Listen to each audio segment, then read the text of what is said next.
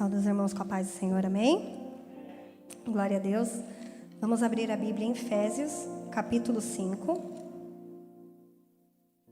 Está lá depois de Gálatas, todo mundo conhece, né? Por causa de Gálatas 5.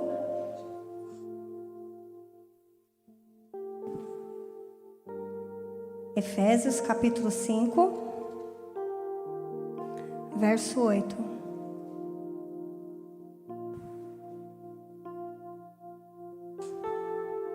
Glória a Deus, amém? Efésios, capítulo 5, a partir do verso 8. Diz assim: porque em outro tempo vocês eram trevas, mas agora sois luz no Senhor. Andai como filhos da luz, porque o fruto do Espírito está em toda a bondade, justiça e verdade, aprovando o que é agradável ao Senhor. Amém? Somente até aí. Senhor Jesus, queremos te agradecer por toda a tua palavra, porque toda ela, Senhor, nos exorta, nos corrige, é divinamente inspirada, Senhor, para ser um rumo e um trilho para as nossas vidas. Por isso, Senhor, visita cada um que está ouvindo esse culto, Senhor, visita cada um de nós que estamos aqui, e que teu Espírito Santo venha ministrar.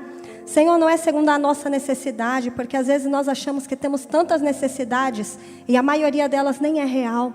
Senhor, mas ministra-nos segundo o teu querer e a tua vontade. Ministra-nos, Senhor, segundo a tua porção para cada um de nós. Que todo o espírito de contenda, Senhor, que vem para roubar a palavra, para roubar o entendimento são, Senhor, da tua doutrina. Senhor, nós anulamos agora todas as obras das trevas, Senhor. Que cada um que está, Senhor, ligado nesse culto, que venha ser ministrado segundo o teu querer, segundo a tua verdade, segundo a tua bondade, justiça e amor. Porque estamos aqui, Senhor, Pai, ainda vivos, Senhor Jesus, porque com toda certeza precisamos aprender mais de Ti, e ainda devemos, Senhor, e ainda precisamos, Senhor, levar o cheiro do Seu perfume, e só podemos levá-lo, Senhor, segundo a Tua palavra, segundo o pleno conhecimento da Tua vontade, do Teu poder e da Tua glória sobre nós. Por isso revela ela agora, e é por isso que Te louvamos e agradecemos em nome de Jesus, amém. Amém? Aleluia, Senhor. E eu gosto muito, né, dessa passagem em Efésios. Eu estava lendo esse livro, eu li algumas vezes para entender ele, assimilar ele dentro de mim. E eu gosto muito porque praticamente a introdução de toda uma vida com Deus está nesses versículos que nós lemos. E a palavra diz: porque em outro tempo vocês eram trevas. E quando a gente pensa que em outro tempo nós éramos trevas, a gente tem que pensar que Paulo está escrevendo já para uma igreja madura. Uma igreja que conhecia o Senhor, uma igreja que acreditava, né, que estava andando na plena verdade. Porque ele fala, vocês eram. Ele não está falando que eles são trevas, mas está falando o quê? Que eles eram. Era uma igreja que já conhecia a palavra, o ministério de Paulo, a tal ponto dele dizer: sede imitadores de Deus. Olha que coisa linda. Vai lá em Efésios capítulo 5, no verso 1. Você não precisa nem folhear. Ele diz assim, ó: sede, pois, imitadores de Deus, como filhos amados. E eu gosto muito disso, porque quando a gente vai lá na carta de 1 Coríntios, capítulo 11, verso 1 também, olha que a gente não conhece a Deus. Mas Paulo foi tão amoroso com aquela igreja que ele falou: olha, a igreja de vocês precisam consertar tantas coisas. Sabe, nessa igreja de vocês deixam subir apóstolos que têm ensinado doutrinas que são diferentes daquela que vocês aprenderam de mim, segundo a doutrina do evangelho de Jesus, aquele que foi crucificado. Vocês estão deixando os judeus subirem aí e fazerem vocês voltarem ao vômito, ensinando aquilo que vocês já deveriam ter esquecido. Mas quer saber de uma coisa? Se vocês ainda não conhecem Deus plenamente, deixa eu falar: eu conheço, e sejam meus imitadores como eu imito a Cristo. Então a gente vê um paralelo de uma igreja que podia não conhecer o Senhor, mas a gente vê alguém que sabia, que andava nos caminhos da sã doutrina. Nós vemos Paulo declarando: eu conheço a Cristo. E é hora de nós olharmos Será que nós conhecemos a Deus ou será que nós conhecemos a homens? E não tem problema se você ainda está caminhando na fé, se você tem bons referenciais, louvado seja o nome de Deus, porque existem homens bons para serem referenciais para nós. Mas sabe de uma coisa? É um perigo quando olhamos para as pessoas, porque pessoas caem. E é por isso que o Senhor tem chamado, principalmente a comunidade, aqueles que são os nossos membros sábios, o Senhor tem nos chamado a um compromisso para aprender a palavra de forma genuína. A palavra como ela é cada versículo, cada capítulo, sabe por quê? Porque ainda que eu pregue algo que não está aqui, ainda que desça um anjo do céu para pegar um evangelho diferente do Jesus Cristo, nós saberemos que isso é errado, sabe por quê? Porque estamos munidos com a palavra. E quando a gente vai para a igreja de Éfeso, o que ele está falando com aquela igreja? Sede imitadores de Deus. Vocês já sabem como Deus é, vocês já sabem o que Deus quer. Vocês já sabem o que Deus requer da vida de vocês, o que Deus espera. Então imite a Ele, ande nos caminhos dEle. Tudo aquilo que o Senhor tem revelado, prossiga em conhecer, prossiga para o alvo. E quando Paulo fala que vocês eram trevas, a gente já vê um Paulo que não está falando com uma igreja que estava em treva, porque ele está falando que eles eram. Então, ou seja, não é alguém que estava nas trevas, estava no escuro, ou alguém que tinham apagado a luz para eles, os deixaram sem conhecimento, mas era alguém que era a própria treva. E se eu perguntar para você o que é ser treva, cada um aí deve pensar alguma coisa, mas eu, Rita, quando penso em trevas, em alguém que é, não estou falando alguém que está, mas eu estou falando alguém que é trevas, é alguém que vive numa corrupção moral muito grande. É alguém que leva uma vida de pecados, é alguém que está afastado de Deus, é alguém que só trabalha contra a sociedade, contra os bons valores, é alguém que é corrupto em todas as esferas da sua vida. Quando a gente pensa em alguém que é trevas, é alguém que aos nossos olhos já não tem mais conserto. E quando a gente continua em Efésios capítulo 5, a partir do verso 2 diz assim: andai em amor como também Cristo vos amou, e se entregou a si mesmo por nós, em oferta e sacrifício a Deus com cheiro suave. Mas, e aqui, para quem resta dúvidas do que é ser trevas, e aqui começa Paulo descrevendo o que é ser trevas. Mas a prostituição, toda a impureza, avareza, que é o apego às coisas materiais, ao dinheiro, nem ainda se nomeie entre vós como convém a santos. Sabe o que Paulo está falando? Que eu nem ouça falar isso no meio de vós, sobre prostituição, que tem alguém aí em prostituição, que tem alguém aí que ama o dinheiro, que tem alguém aí em impureza sexual, que eu nem ouça isso, porque não convém aos santos, que vocês não andem em torpeza. Sabe o que é torpeza? É em imoralidade, andar com pessoas imorais, porque Salmo 1, ele vale para a vida do crente, do momento que você dorme ao momento que você acorda, e a palavra diz: não andar segundo o conselho dos ímpios, nem se detém no caminho dos pecadores, e nem se assenta na roda dos escarnecedores. Está falando de um comportamento nosso que é influenciado pelo mundo. Eu não estou falando de você influenciar o mundo, mas quantas vezes nós andamos com pessoas que influenciam a santidade, os bons costumes e a moral que há na nossa vida. É uma menininha, uma adolescente, que sempre se vestiu de uma forma honrosa, que louva o Senhor. Eu não preciso nem falar o que é uma veste que louva o Senhor, porque todo mundo tem o Espírito Santo e sabe. E ela começa a andar com alguém que já usa uma roupa bem mais apertada, que usa um vestido, uma sainha bem mais curtinha, né? E ela começa a andar com as amizades assim, e daqui a pouco ela pensa: poxa, eu não chamo tanta atenção como essa minha amiga chama. Eu não estou chamando tanta atenção como ela está chamando das pessoas. Eu não atraio tantos olhares. E quantas vezes temos nos se comportado segundo o padrão do mundo para atrair a atenção do mundo? Mas Paulo diz: aos santos não convém que a imoralidade, que a impureza sexual esteja no meio de vós. E ele continua: nem parvoíce, nem chocarrice. Quando a gente vê parvoíce, é vãs conversas. Chocarrice é humor. Vamos de uma vez por toda conversar, meu amado. Humor cristão, stand-up gospel, isso não existe. É com muita vergonha que eu falo que na minha meninice eu ouvia essas coisas. E eu ria até de algumas piadas que zombava de alguns irmãos meus. Ouvia de alguma piada que zombava do mover do Espírito Santo na vida de alguém.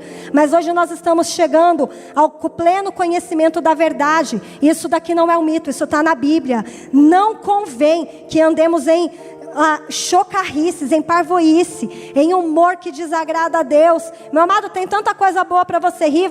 Você vai rir do mover do Espírito Santo. A gente vai rir do que Deus tem feito na igreja, tem feito na vida das pessoas. Nós temos atraído maldição. E a palavra continua: porque bem sabeis, no verso 5, que nenhum fornicário, impuro, avarento, que é idólatra, tem herança no reino de Cristo. E que ninguém vos engane com palavras vãs, porque por estas coisas vem a ira de Deus sobre os filhos da desobediência. Olha só, que ninguém te engane falando que isso não tem nada a ver. É uma doutrina muito difundida na igreja hoje em dia. Não tem nada a ver não.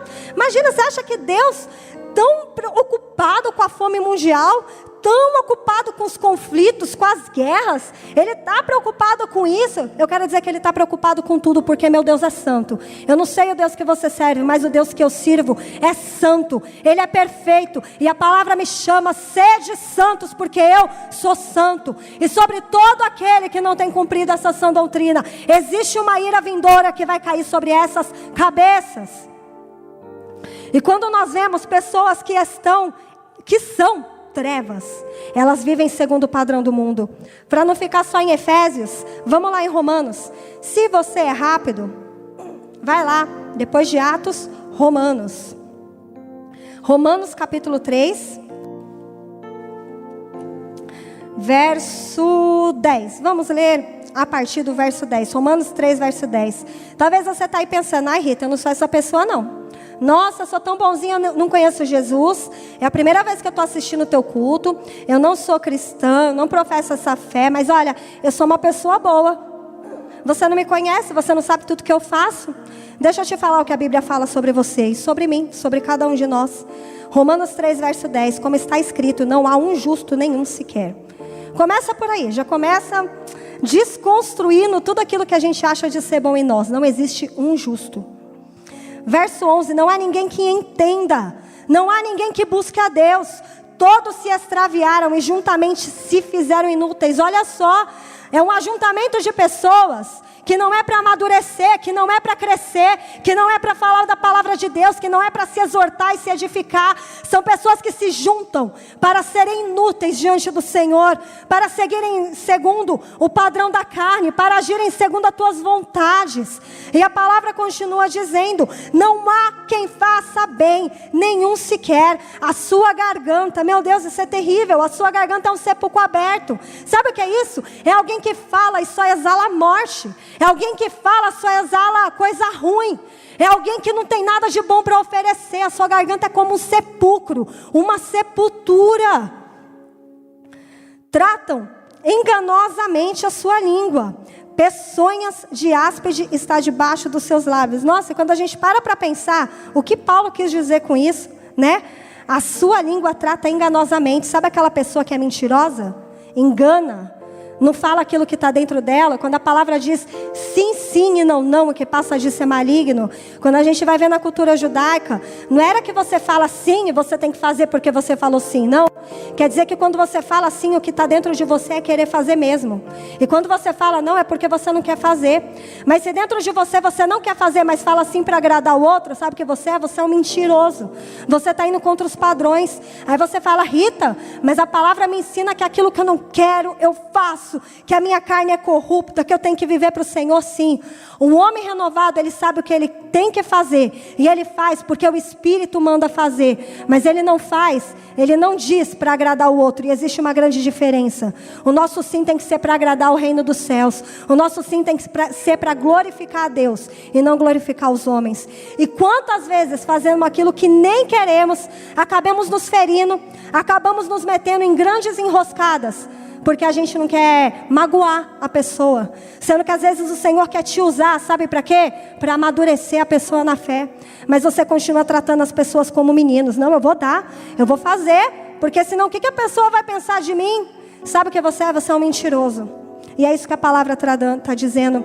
Peçonha de áspide está debaixo dos seus lábios. Sabe o que é isso? É uma peçonha. Áspide são pedras, né? É uma pessoa que está escondida debaixo da pedra. Você está passando, você acha que não tem perigo ali, e de repente pula aquela cobra debaixo daquela pedra. Aquela cobra bem pequenininha, mas que tem o veneno fatal. É isso que o Senhor está falando que nós somos. A nossa garganta é um sepulcro aberto. A nossa língua é enganosa. Quando nós falamos, nós somos como venenos. A boca está cheia de maldição e amargura. Sabe aquela pessoa que só tem coisa ruim para falar, só quer brigar com os outros, sempre tá, você fez isso, você fez aquilo, naquele dia, Tem gente que sempre está amargurada. É isso que o Senhor está falando, sou eu não, é a palavra. Em seus caminhos há destruição e miséria, e não conheceram o caminho da paz. Não há temor de Deus diante dos seus olhos. Eu não preciso dizer para aqueles que acharam que são tão bons, né? A palavra diz que eu e você não somos. Mas a palavra em Tiago diz que nós somos justificados pelo sangue de Jesus. Então não são as minhas obras, não é o que eu faço, porque a minha carne ela é corrupta, a minha carne ela é imoral, a minha carne quer glória. Mas quando ele fala que nós éramos trevas, quer dizer que nós éramos assim. Hoje nós somos convidados para sermos novas criaturas em Cristo Jesus. Não andando segundo a carne, mas andando segundo o Espírito. E que Espírito é esse? É o meu Espírito? Não, meu Espírito não é bom não. Mas é o Espírito Santo que habita em mim e vai me santificando e vai me transformando num novo homem. Então esse é o homem em trevas. É um homem que, como nós, estava condenado à separação de Deus por conta de Adão, a forma perfeita de Deus, mas que pecou. E todo o seu pecado foi passado por nós. Por quê? Porque estava no nosso DNA. Nós somos gerados segundo a carne. Nós somos carne de Adão. Então na nossa carne existe um pecado original.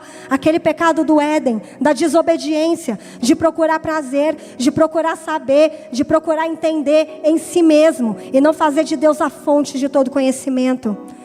Nós éramos trevas, porque estávamos desligados de Deus. E voltando lá em Efésios... Aleluia, Senhor. Em Efésios capítulo 5 diz: porque em outro tempo vocês eram trevas, mas agora sois luz no Senhor e andai como filhos da luz. Agora nós somos luz.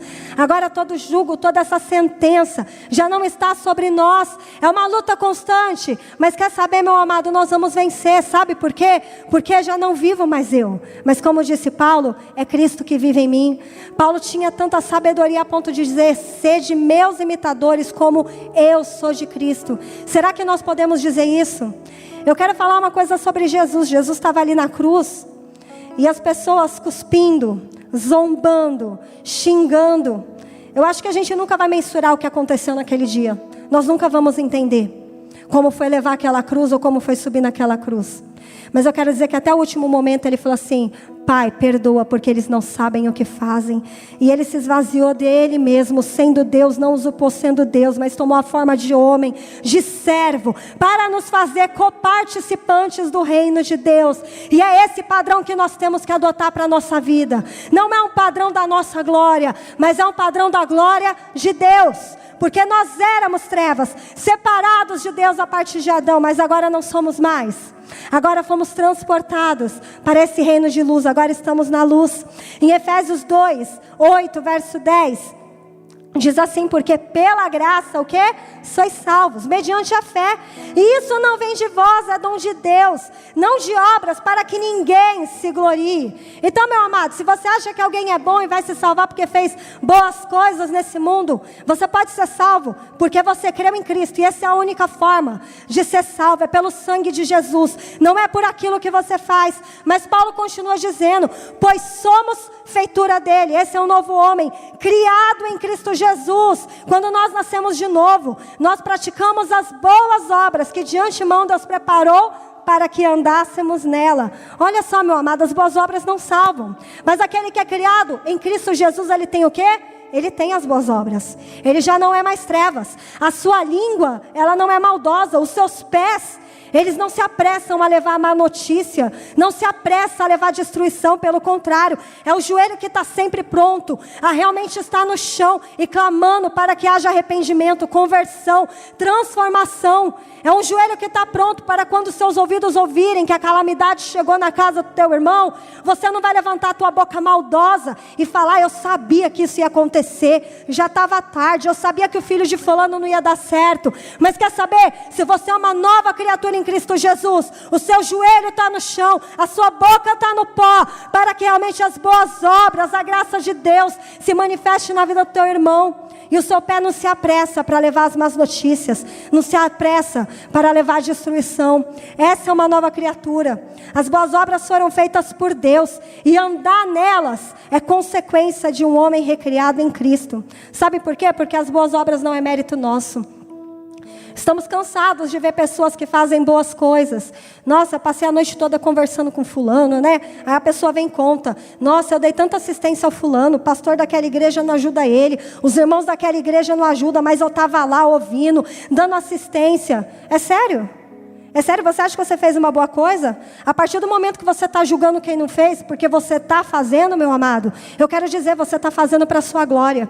Mas quando você entende que o Senhor te colocou para fazer, a despeito de que ninguém que fez, a despeito de pessoas que não têm feito, você está trabalhando para a glória de Deus. E sabe o que você faz? Você fecha a tua boca.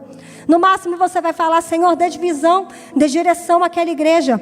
Ou talvez, se você for uma criatura nova em Cristo Jesus, sabe o que você vai entender? Deus está me dando a oportunidade de crescer. Deus está me dando a oportunidade de amadurecer, de ajudar vidas.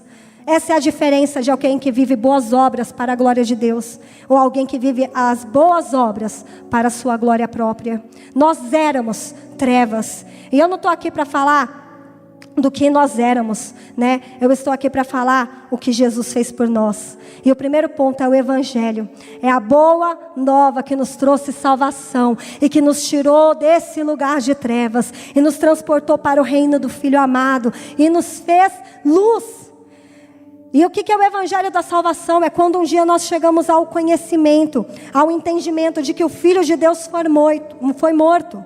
E não foi morto como um plano B. Deixa eu falar uma coisa: Adão pecou no Éden e parece que a gente já ouve assim, no céu. Parece que tocou uma sirene, os anjos começaram: meu Deus, Adão pecou, e agora? Deus convoca uma reunião. Jesus convoca, o que a gente vai fazer? Não foi assim não. Quando Adão pecou, a palavra diz lá em Apocalipse capítulo 13, verso 8, sobre um cordeiro que foi morto antes da fundação do mundo. Sabe por quê? Porque nós servimos a um Deus onisciente, um Deus que sabe de todas as coisas, um Deus onipotente, um Deus que é sobre todas as coisas, e um Deus onipresente que está em todos os lugares. Adão não estava escondido. Adão e Eva, meu amado, eles não fizeram algo oculto do Senhor, mas o cordeiro foi morto antes da fundação do mundo. E quando eu e você entendemos esse plano de salvação traçado há séculos, há eras atrás, meu amado, existe uma gratidão no nosso coração de viver uma vida de santidade, de viver uma vida na luz, de viver uma vida à parte desse mundo. Não quer dizer que saímos desse mundo, mas quer dizer que quando chegamos nele, aonde nós formos, nós destilamos o perfume do Senhor. E é para isso que nós somos chamados. Não existe plano B. O plano está se cumprindo. Essa pandemia não pegou Deus de surpresa. Nada pegou Deus de surpresa. O Senhor sabia exatamente tudo o que ia acontecer. Como disse a pastora, eu acho que foi a pastora ou minha tia Clemilda, não lembro, a minha mãe ou minha tia. Eles estavam no sítio e isso me mexeu muito comigo. Ela estava contando que elas estavam no sítio, estava olhando uma árvore e uma folhinha caiu da árvore. E eu não sei se foi minha tia ou minha mãe que falou que o Senhor, essa folha caiu e Deus sabia que ela ia cair. Será que a gente tem essa dimensão? Foi minha mãe. A pastora Ana. Será que a gente tem essa dimensão? Porque se a gente tem essa dimensão, a gente não anda com medo. A gente não anda desesperado, a gente não anda ansioso. A gente não anda segundo as notícias do mundo. Mas quando a gente entende que o controle divino está regendo esse mundo, a ponto de saber que uma folha cai da árvore, Ele sabe que aquela folha iria cair. Quando a gente tem essa compreensão plena, meu amado, a gente não anda mais desesperado, mas a gente anda em paz, porque Ele vai cuidar de mim. Se Ele cuida de uma árvore, Ele vai cuidar de mim. Se Ele cuida de uma planta, se Ele cuida das árvores, das aves que voam no céu, Ele também tem cuidado da minha alma. Tudo que eu preciso fazer é andar nos caminhos dele. Tudo que eu preciso fazer é confiar nesse Evangelho. Tudo que eu preciso saber é que um dia o Filho de Deus foi morto, e foi antes da fundação do mundo, para que eu estivesse aqui. Adão não pegou Deus de surpresa, mas um dia ele foi oferecido a Eva, foi oferecido a eles ter o conhecimento que não viria totalmente de Deus. Porque o que era Deus para Adão? A gente já estudou isso, né? Adão era a fonte de todo conhecimento. Deus era a fonte de todo conhecimento para Adão. Deus era aquele que explicava o que era bom e o que era mal. E quando Adão comeu aquele fruto, e nessa tarde eu estava meditando nisso. Na verdade, a gente sempre fala que Adão e Eva foi oferecido eles a ser igual a Deus, e não está errado. Na verdade, cada um de nós, conforme a gente vai lendo a palavra, ele vai abrindo ela para nós. Mas quando a gente vê o que foi oferecido para Adão e Eva, foi que eles tivessem autonomia sobre as escolhas. Foi oferecido para Adão e Eva que eles tivessem autonomia sobre o conhecimento. A serpente falou assim: se vocês comerem esse fruto, vocês vão ser como Deus. Talvez Adão pensou, né? Talvez caiu no coração dele. Sabe, todas aquelas conversas gostosas que você tem com Deus na viração do dia, 6 horas da tarde, em que você só fica conta mais, conta mais, conta mais, conta mais. Eu imagino que a conversa de Adão com Deus era assim. O mundo parava, o relógio parava, e naquele momento era só eles. E foi oferecido isso. Tudo aquilo que tem em Deus vai ter em você. Você vai saber como Ele, você vai conhecer, você vai saber escolher, você vai ensinar como Deus te ensina. E nós lutamos contra isso até hoje. Quantas vezes, todas as complicações, todas as frustrações que a gente vive na nossa vida, é porque a gente sabe demais. A nossa luta é contra o nosso entendimento, é contra aquilo que a gente acha que é certo. E a gente vai ler na palavra, a gente vê que tem que ser humilhado para ser exaltado. E a gente não quer ser humilhado, né? A palavra diz que os últimos serão os primeiros. A gente não quer ser o último. Quando a gente é confrontado com as verdades eternas, de que a gente tem que amar e orar por aqueles que nos perseguem, porque a gente tem que ser perfeito, como o nosso Deus é perfeito, isso nos confronta. Porque a nossa carne não entende assim. E é contra isso que nós lutamos todos os dias. É esse o pecado de Adão que ainda perdura sobre nós. Mas quando nós não somos uma nova criatura em Cristo Jesus. E é por isso que nós reconhecemos o Evangelho, que é poder de Deus para a salvação de todo aquele que crê. O Senhor está nos salvando da ira vindoura, que vai recair sobre quem? Sobre quem anda segundo os seus passos, segundo o teu entendimento, segundo o seu querer, segundo a tua vontade, segundo aquilo que você acha que é bom, segundo a tua bondade. Nós não temos bondade para oferecer, toda fonte de bondade vem de Deus. E quando nós olhamos para Ele, o autor e consumador da nossa fé, Jesus Cristo, os nossos olhos são abertos para essas verdades.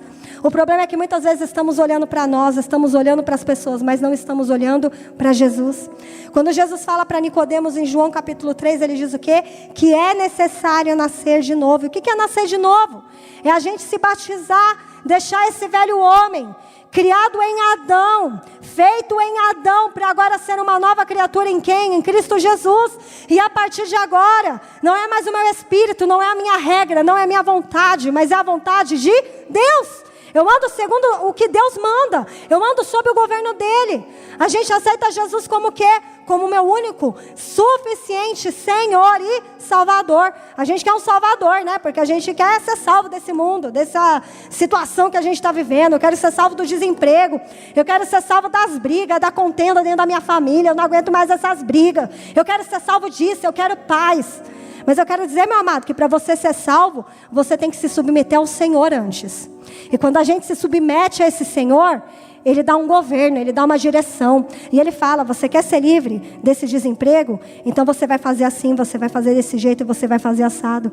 Você quer ser livre dessas brigas familiares? Então, a direção é essa. E a gente vai orando e a gente vai vendo, poxa, não é uma varinha de condão mágica, né? Eu não aceitei Jesus e tudo foi mudado instantaneamente. Servir a Jesus não é miojo. A gente é uma geração que põe um macarrão no fogo, em 3 minutos fica pronto. Ou põe no micro-ondas em 5 minutos. Uma pipoca, em 3 minutos fica pronta. E a gente começa a delegar a comida como se fosse esse um relacionamento com Deus, em que tudo tem que ser instantâneo. Não é. O nosso relacionamento e o processo de cura, de transformação, o trabalhar do Senhor na nossa vida não é instantâneo. E quando Ele fala de nascer de novo, é quando nós deixamos o nosso velho homem, o Espírito de Deus toma o governo das nossas ações. E agora eu não ando segundo aquilo que eu acho certo, mas eu ando segundo o que a Bíblia diz que eu posso fazer. Existe um louvor, acho que os jovens conhecem, e ele é bem interessante, que ele fala assim, eu sou o que a Bíblia diz que eu sou, eu tenho o que a Bíblia diz que eu tenho e eu faço o que a Bíblia diz que eu posso fazer. E é assim que nós andamos. O problema é que a gente gosta de cantar, mas é difícil viver, né? Porque quando a gente lê de Gênesis e Apocalipse, tem muita verdade que confronta. A gente só quer viver o maná que cai do céu. A gente só quer viver a conquista de Canaã. A gente só quer viver a ressurreição. A gente só quer viver a cura de um cego. Ô, meu amado, mas para o cego ser curado, ele teve que caminhar até Jesus. Para a mulher de fluxo de sangue chegar até Jesus, ela foi pisoteada, ela foi humilhada. Ela passou um processo muito grande. Eu quero dizer que a gente quer viver a ressurreição, mas a gente não quer carregar a cruz. E eu quero dizer que tem um processo para chegar até o final dessa jornada. Mas é lindo, porque Ele não nos deixou só. Quando a gente vai lá em Gálatas 5:22, é só voltar ao livro. Vamos lá em Gálatas 5:22. Diz assim: mas o fruto do Espírito é caridade, gozo, paz, longanimidade, benignidade, bondade, fé, mansidão, temperança. Contra essas coisas não tem lei. Eu não vou ler os frutos da carne, né? Mas é engraçado que lá em cima fala o quê? Lá no verso 18, lá no verso 19, porque as obras da carne são manifestas. Você entende que a obra da carne é manifesta na carne? A obra da carne é manifesta aqui, ó, nas nossas ações. Mas ele diz aqui que o fruto do Espírito, e esse é com E maiúsculo, não é o meu Espírito, é o fruto do Espírito de Deus. E o fruto do Espírito que vem de Deus, quando Ele habita dentro de nós. Teve gente que já parou aí no amor, né? Teve gente que parou na paz. Longanimidade. Quem tem longanimidade? Mansidão. Quem é manso, né? É algo que está em falta hoje no mercado. E é algo que o Senhor tem trabalhado em nós. Porque nós estamos prestes a viver algo que a gente vai precisar de muita temperança, de muita confiança, de muita fé, de muito relacionamento com Deus. E é isso que a gente está fazendo aqui, nos enchendo desse Espírito. Porque o que a palavra diz é que a gente não vai suportar se não for pela graça. E o que é a graça? É esse Espírito Santo derramado sobre a nossa vida. É essa salvação que não é dom nosso, mas é dom de Deus. É dom de Deus. E quando o Espírito Santo ele vem e habita em nós, agora nós fazemos boas ações. Agora nós praticamos boas obras. Mas não é porque a nossa carne quer glória. A gente não pratica porque a sociedade espera que eu seja boa. A sociedade espera que eu não roube. A sociedade espera que eu não minta, porque é feio.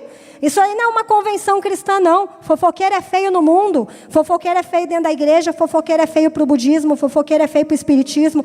Todo mundo acha feia uma pessoa fofoqueira. Mas sabe como a gente consegue refrear a língua, que tem o poder de incendiar uma cidade? É através do Espírito Santo de Deus. É só através dele. E a gente começa a refrear a nossa língua. A gente começa a refrear as nossas atitudes. A gente começa a fazer aquilo que a sociedade convenciona como bom.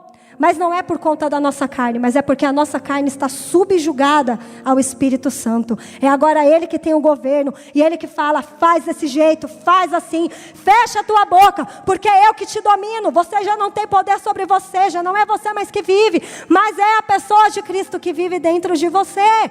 E é assim que nós temos que andar, porque nós não somos trevas. Aleluia, Paulo dizia algo que eu acho muito maravilhoso: me imite como eu imito Cristo. Como que alguém pode falar isso? Como que alguém pode dizer que imita Cristo? Se a gente vê, Paulo andou com Jesus? Não, Paulo não andou, ele não foi um apóstolo direto. Teve as experiências dele, mas ele não andou diretamente na carne. Na verdade, Paulo ele fala o quê? Eu era a descendência de Benjamim, o mais zeloso com a lei. Eu aprendi pela lei, eu era como os fariseus, eu sabia tintim por tintim, eu sabia tudo, mas quer saber? Por amor de Cristo, eu declaro que isso aí é esterco, isso é cocô, isso é fezes, diante da glória de Deus que hoje habita em mim, diante da grandeza do Evangelho, tudo que eu sei é nada. E esse é o Evangelho, é o poder para salvar todo o que crê. Não é o que a gente faz, mas é onde estão os nossos olhos, porque fé é crer no invisível. E ao olhar para Jesus, esse Deus invisível manifesta a nós. E é por isso que nós estamos aqui. É um processo andar com o Senhor, sim. Eu não estou falando que você se batiza, aceita Jesus e agora, nossa, agora eu sou santo. Agora, não. A palavra diz, quem quiser abrir lá em Gênesis 17, verso 1, 2. Mas quem não estiver abrindo, pode anotar como referência e guarda isso para sempre. A palavra diz assim para Abraão, Deus falando com Abraão: anda na minha presença e ser perfeito, e farei de ti, e farei uma aliança, e te multiplicarei. O Senhor falou assim, ser perfeito e andar na minha presença? Não foi. Ele falou, anda na minha presença e ser perfeito. Anda na minha presença e ser perfeito. Quer ser perfeito? É andando na presença do Senhor. E quando nós somos perfeitos nele, somos aperfeiçoados nessa caminhada, sabe o que acontece? Existe uma multiplicação que vem através da nossa vida. E eu não estou falando que você vai ser rico, vai dar dinheiro para as pessoas, não. Mas aquilo que tem atingido a tua vida vai ter o poder de impactar a vida de outras pessoas. Também eu não estou falando que você vai sair daqui e ganhar todo mundo, não. Porque sempre tem aqueles vasos reservados para o dia da ira. Mas a palavra diz o quê? Que quando o Espírito Santo habita em mim, existe aqueles que o Senhor preparou para que eu alcance, para que a visão de Deus na minha vida seja multiplicada na vida das pessoas. É doutrina de um versículo, não? Vai lá em Mateus, e esse vale a pena abrir. Mateus capítulo 5, verso 48. Vamos lá. Mateus capítulo 5, verso 48. Em Gênesis 17 a gente viu Deus falando com Abraão. Agora nós temos Jesus falando com cada um de nós. Depois do Sermão do Monte, e para quem já leu, para quem fez um estudo, para quem já se aprofundou no Sermão do Monte, é algo que é um soco no estômago de todo mundo, né? Mas ele termina exatamente assim. Depois de uma doutrinação completa do que é o reino de Deus, de acordo com que é a visão de Deus para nós, ele termina exatamente assim. É só isso que Deus espera, tá? Seja vós perfeitos, como é perfeito o vosso Pai que está no céu. É só isso que Deus espera, seja vós perfeito. Mas sabe como você é perfeito? É seguindo tudo aquilo que Jesus mandou a gente seguir. Não existe como nós sermos perfeitos se não for andando na presença dEle. Mas quando nós andamos na presença dEle, Ele vai nos fazendo um novo homem. Ele vai nos tirando do império das trevas. Ele vai tirando essa treva de dentro das nossas vidas. E precisamos olhar para nós e sabermos aonde nós estamos com o Senhor. Todos têm sido sacudidos. E é muito bom quando a gente olha para a nossa vida e fala, meu Deus, eu mesma tenho experimentado situações que se fosse em outro tempo eu já estava chorando, me descabelando, me desesperando. E tem hora que eu enfrento certas situações e eu falo que o Senhor tem me feito enfrentar diferente. Mas é porque eu cheguei numa transcendência espiritual acima de todos. Não cheguei em lugar nenhum. Mas é o Senhor que tem me levado através da graça, através do Espírito Santo dEle. O Senhor, Ele tem nos dado a oportunidade de nos santificarmos, de enfrentarmos as situações, mas enfrentarmos não no nosso braço, mas segundo o querer, segundo a sabedoria e segundo a paz que excede todo entendimento humano. Em Efésios capítulo 1, verso 13, eu gosto muito dessa palavra. Quem já está com a Bíblia, por favor, até anote isso. Gálatas, Efésios capítulo 1, verso 13, diz algo muito lindo. Em quem também vós estáis. Se você pegar lá no verso 12, o contexto é esse, Cristo. Nós estamos em Cristo, tá? Então, em quem também vós estáis, que é Cristo, depois que ouviste a palavra da verdade. Então, o que acontece? A gente ouve a palavra da verdade, a gente está em Cristo. E o que é essa palavra da verdade? É o evangelho da salvação. Então, a palavra vem trazer verdade para quê? Para que a gente seja salvo. A palavra não vem com verdade para que você se sinta ferido, para que você se sinta magoado. A palavra não vem com verdade para que você se sinta oprimido, acuado, não. A palavra, quando vem com verdade, meu amado, é para trazer salvação, é para trazer transformação.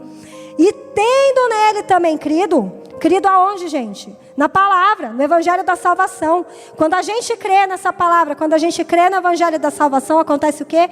É colocado um selo sobre a nossa vida, do Espírito Santo. Por que esse selo é tão importante? Ouvi alguém dizer algo muito interessante, que a gente só coloca um selo sobre algo que é a nossa propriedade. Quando é colocado um selo sobre a nossa cabeça, sobre nós, quer dizer que agora nós somos propriedade de quem? Do Deus Altíssimo. E se eu sou propriedade dele, agora eu vou fazer exatamente o que ele manda. E isso vai conforme o quê? Colossenses 1, capítulo 13. Porque agora, depois de nós conhecermos o Evangelho, o que acontece? Nós somos transportados para o reino da luz. Se antes nós éramos trevas, então a gente tem que se transformar em alguma coisa. A não ser que você continue sendo treva.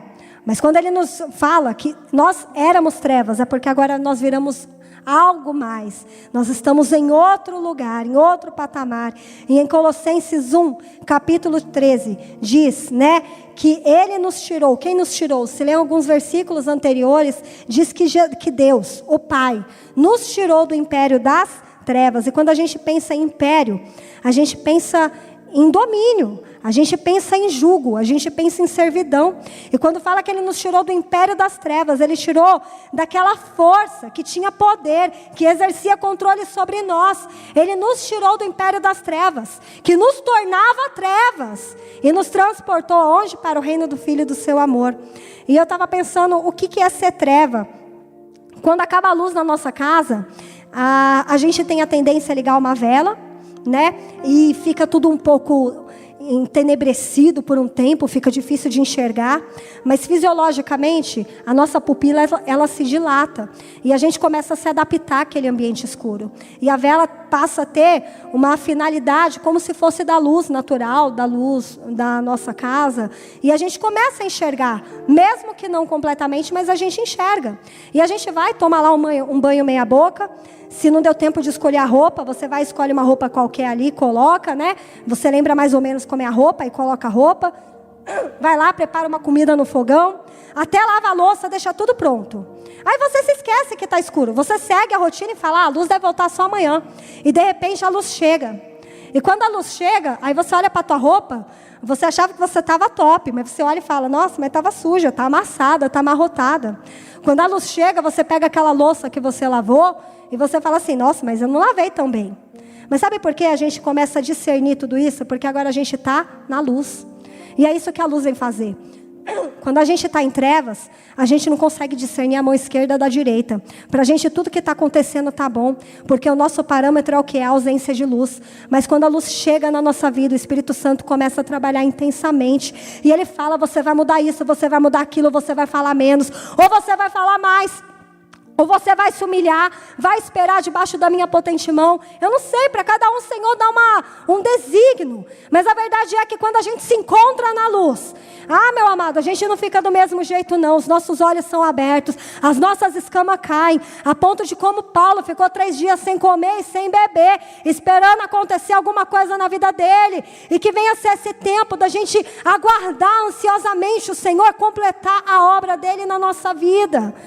Paulo estava falando para uma igreja de Éfeso que tinha o quê? Que tinha Deus como parâmetro. Quem tem sido o nosso parâmetro? Quando a gente vê que nós somos tirados e colocados no reino do Filho do seu amor, a gente pensa, mas então a gente está no reino do Filho.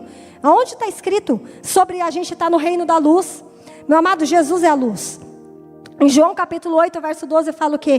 Que falando novamente ao povo, Jesus disse, eu sou a luz desse mundo, e quem me segue nunca mais andará em trevas, mas terá a luz da vida, porque Ele é a luz, e é para esse reino que a gente foi transportado. Meu amado, não tem como você estar nesse reino e continuar vivendo a vida velha de pecado. Aí você fala, mas todos pecaram e destituídos estão da glória de Deus, com toda certeza, mas agora eu sou uma nova criatura, e a glória de Deus está sobre a minha e sobre a tua vida, e eu não ando mais segundo a carne, mas segundo o Espírito, segundo o que Ele me direciona e segundo o que Ele manda. Aleluia, estando na luz o que nós somos. Se eu fui para a luz, eu sou o quê? Eu sou luz. Porque se alguém que estava no império das trevas, ele mesmo se torna trevas, a partir do momento que eu estou na luz, eu sou o quê? Eu sou transformado em luz. Em Mateus 5, capítulo 14, 16, quem quiser abrir, pode abrir. Mateus 5, 14 e 16, é lá do Sermão do Monte, fica a dica, lê hoje. Vós sois a luz do mundo, não se pode esconder uma cidade edificada sobre um monte. E eu acho isso muito legal, porque quando eu estava lendo essa passagem, eu pensei na muralha da China. Quem conhece um pouco da questão de satélite, conhece das 7 maravilhas do mundo, sabe que a muralha da China é uma das 7 maravilhas. E até mesmo de uma vista longínqua, por satélite, a gente pode não distinguir nada aqui embaixo, mas um satélite consegue distinguir o que é a muralha da China. Sabe por quê? Porque você não esconde uma cidade fortificada. E a gente tem um belo exemplo. E o Senhor, Ele fala, vocês não podem se esconder. Na verdade, vocês acabam ficando em evidência, sabe por quê? Porque vocês estão edificados em mim, você vai chamar atenção. As pessoas vão se levantar contra a tua vida. As pessoas vão falar, mas ele quer fazer tudo certinho. Fulano quer dizer como eu tenho que viver minha vida, mas todo mundo é pecador. Mas quer saber, meu amado, eu não digo como ninguém deve viver a sua vida. Quem diz como nós devemos viver a vida é a palavra do Senhor. E ela me chama, ela me convoca e ela te convoca. Ser santo, porque eu sou santo. E é nesse mover que nós caminhamos. Aí a palavra continua em Mateus nem se acende uma candeia. Gente, candeia é uma vela. E se coloca debaixo de um alquer. Alquer era como se fosse um recipiente, um pote que marcava a quantidade de farinha, né, de alimento que eles iriam separar.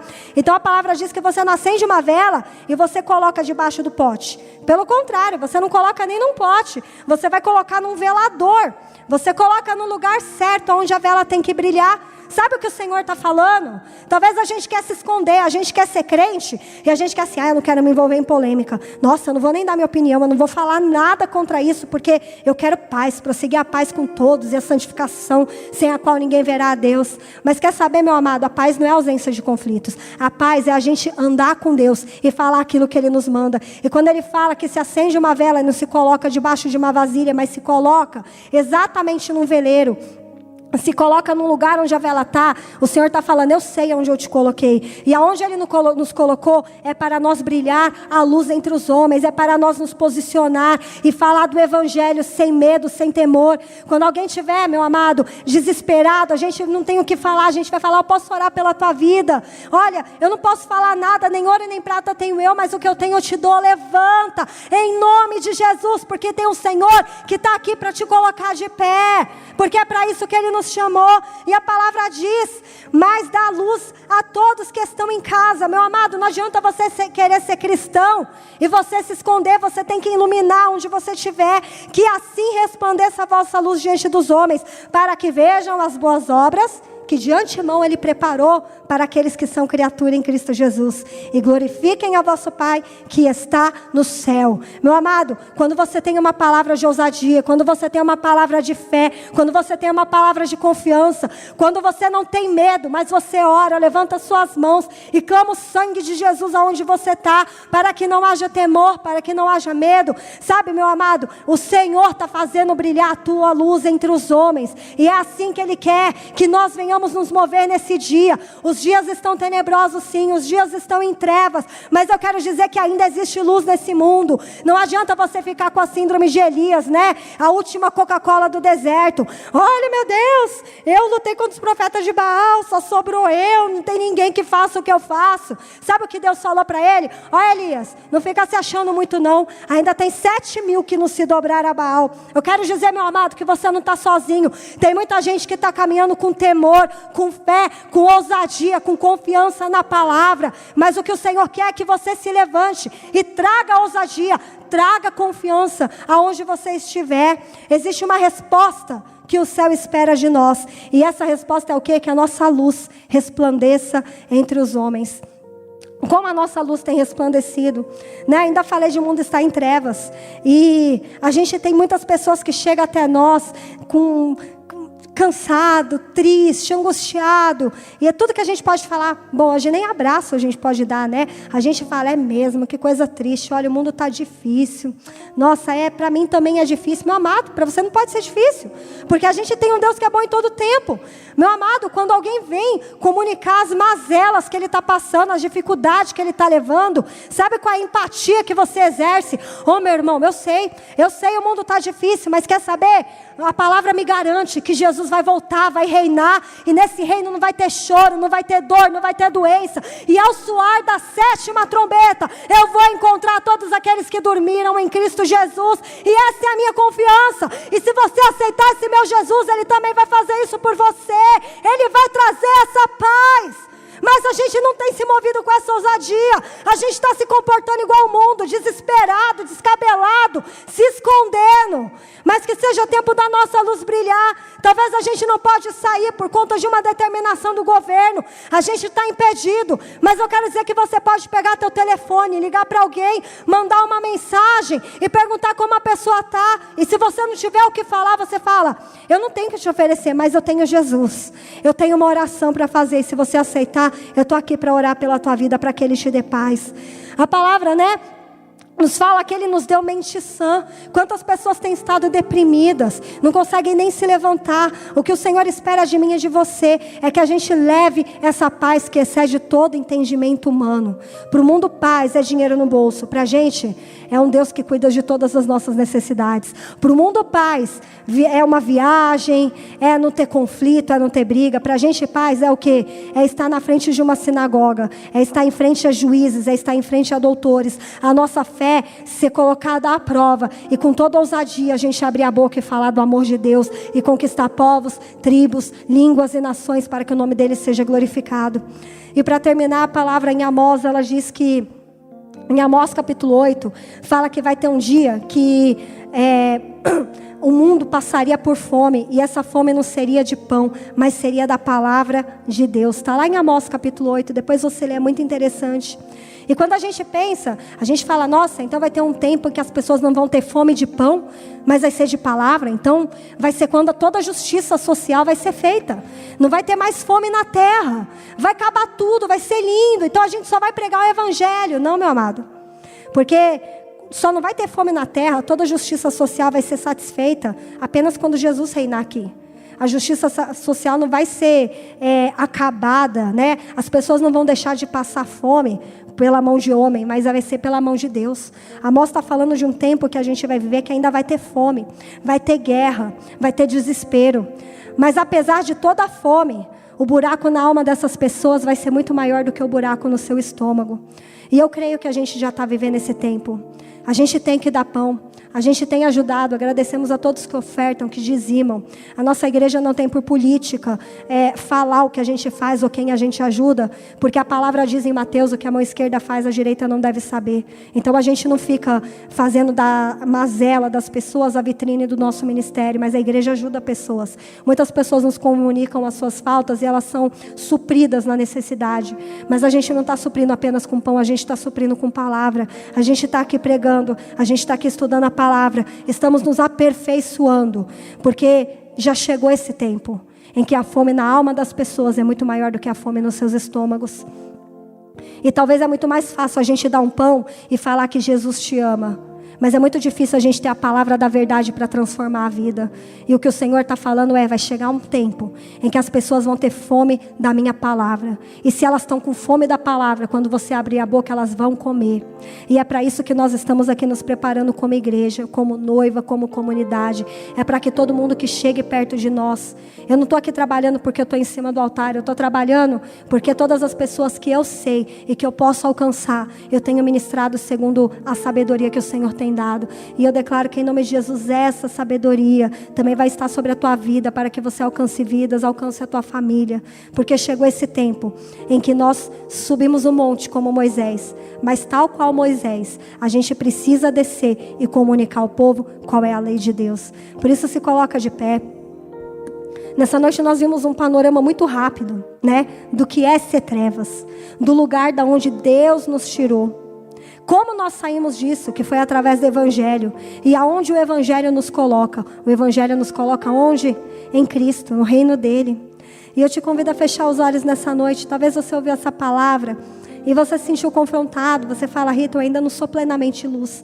Ainda tem tanta coisa que flui da minha vida que não está de acordo com a palavra, não está de acordo com o Evangelho. Mas a palavra também diz, meu amado, que nós somos limpos todos os dias. E se você continuar caminhando, andando na presença do Senhor, como Abraão foi convidado, Ele vai te aperfeiçoar até a vinda de Jesus Cristo. Porque é isso que a palavra nos diz. Nós estamos sendo aperfeiçoados até a vinda de Jesus. Mas não é por isso que eu vou parar no meio do caminho. Não iremos desistir. Nós vamos perseverar, resistindo até o fim. Aleluia, Senhor, nós te agradecemos. Te agradecemos por essa palavra, Senhor, que tem nos exortado, que tem nos ensinado, qual é o nosso lugar no teu reino. Senhor, o nosso lugar no teu reino, Senhor, é sendo luz. O nosso lugar no teu reino, Senhor, é tendo uma mente sã. O nosso lugar no teu reino, Senhor, é confiando. Senhor, o nosso lugar no teu reino é crendo na tua palavra, que ela é verdadeira. É crendo que você sabe de todas as coisas. Você sabe, Senhor, aonde eu devo estar. Por isso, Senhor, clamamos que tu possas achar em nós um verdadeiro adorador, Senhor. Pai, que realmente venhamos ser aqueles reconhecidos como seus, selados com o Espírito Santo, e que as pessoas se aproximem, que as pessoas se acheguem, Senhor, e que de nós, Senhor, flua rios de água viva, porque é isso que a tua palavra nos garante, que haja essa paz que excede o entendimento, Senhor, e que essa paz que há em nós, Senhor, toque as pessoas que estão do nosso lado, porque tudo que nós queremos ser reconhecido, Senhor, não é como Rita. Eu não quero ser conhecido como a Rita, Senhor, como alguém que trabalha como enfermeira na Associação Moriá, não. Eu quero ser reconhecida, Senhor, como povo teu. Eu quero ser reconhecida, Senhor, como aquela que leva as boas notícias, como aquela que leva a palavra, como aquela que leva a ressurreição. E eu declaro isso sobre a vida dos meus irmãos, Senhor, porque queremos ser reconhecidos, é apenas seus. Mas quando somos reconhecidos por ti, nós sabemos que somos colocados em lugares de evidência, porque uma luz não pode ser escondida, e que a nossa luz brilhe entre os homens, em nome de Jesus, amém. Aleluia, Senhor Jesus, tu és santo, santo, santo.